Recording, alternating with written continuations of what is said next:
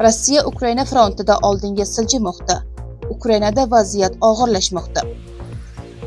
Tramp Turkiyadan qaytishda samolyotni yashirincha almashtirdi.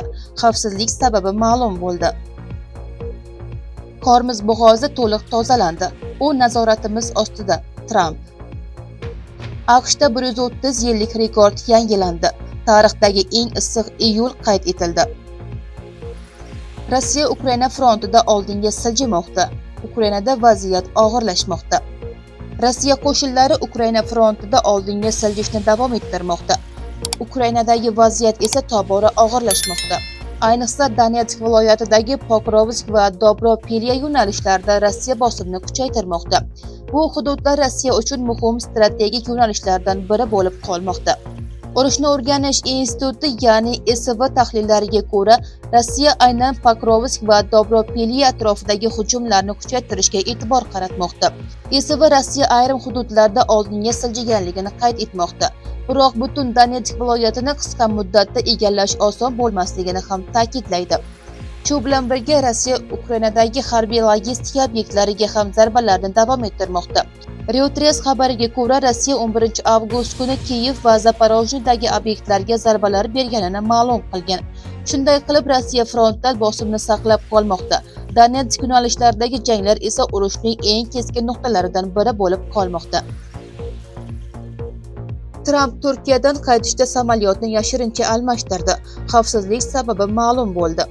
AQSh prezidenti Donald Tramp Anqaradan Vashingtonga qaytishda xavfsizlik chorasi sifatida samolyotni yashirincha almashtirgan. The Washington Post xabariga ko'ra, Tramp avval jurnalistlar ko'z o'ngida Air Force One samolyotiga chiqqan. Keyin esa samolyotning boshqa eshigidan oziq-ovqat tashiydigan furgonga o'tgan va shu furgon orqali yashirincha S-32A harbiy samolyotiga olib borilgan. Bu qaror AQSh maxfiy xizmati tavsiyasi bilan qabul qilingan. Bunga Eron bilan kuchaygan keskinlik va prezident xavfsizligi bo'yicha xavotirlar sabab bo'lgan.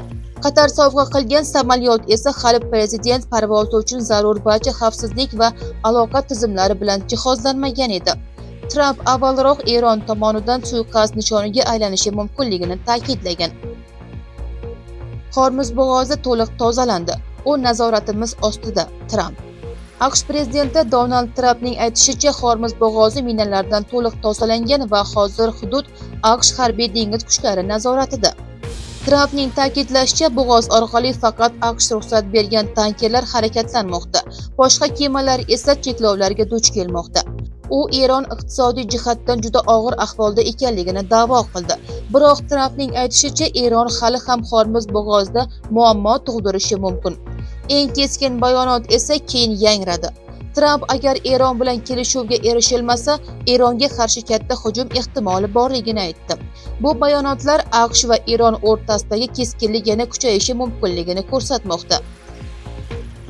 AQShda 130 yillik rekord yangilandi. Tarixdagi eng issiq iyul qayd etildi.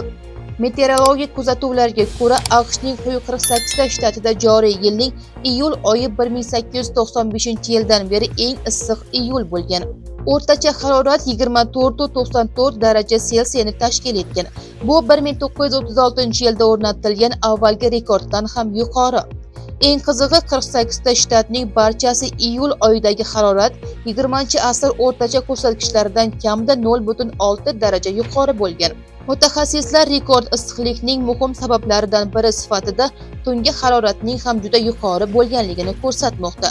Ya'ni havo nafaqat kunduz kuni, balki tunda ham yetarlicha sovimagan.